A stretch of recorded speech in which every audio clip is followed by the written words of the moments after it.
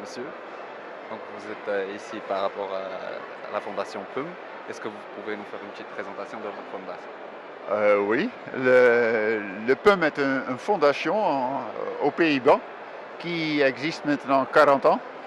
Et nous sommes une organisation avec plus de 2000 experts qui travaillent, qui ont beaucoup de métiers différents, mais surtout dans le agroalimentaire, dans l'élevage et dans l'agriculture. Je pense que 70% ou 75-15% de nos projets sont dans cette direction-là.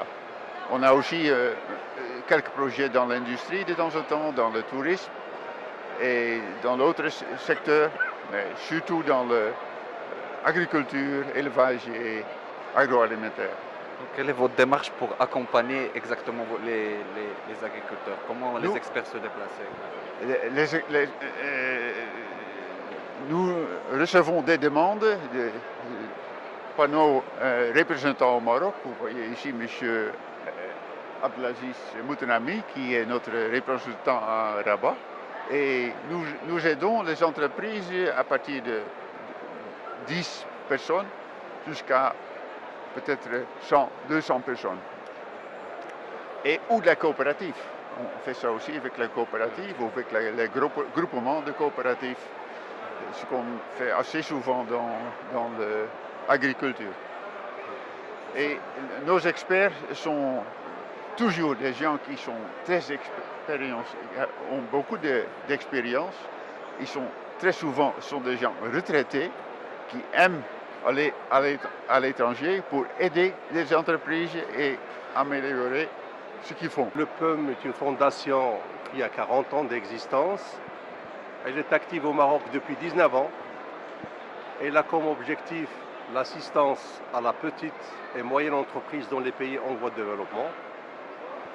Au Maroc, comme vient de dire notre coordinateur, on fait à peu près 80 projets par an, dont 65 à 70% qui touchent le domaine de l'agriculture.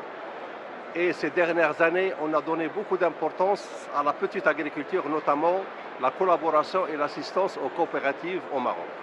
C'est-à-dire que nos actions, en quelque sorte, cadrent bien avec les objectifs du plan Maroc vert, pilier 2. C'est-à-dire donner de l'assistance aux petits agriculteurs qui sont un petit peu isolés et dans des régions, et qui sont, autrement dit, marginalisés dans des régions un petit peu qui sont très loin des centres principaux du Maroc.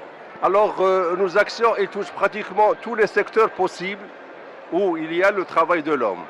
Donc, la majorité de nos projets, et comme nous sommes au Salon de l'agriculture, ils sont dans le cadre de l'agriculture, l'élevage et l'agroalimentaire.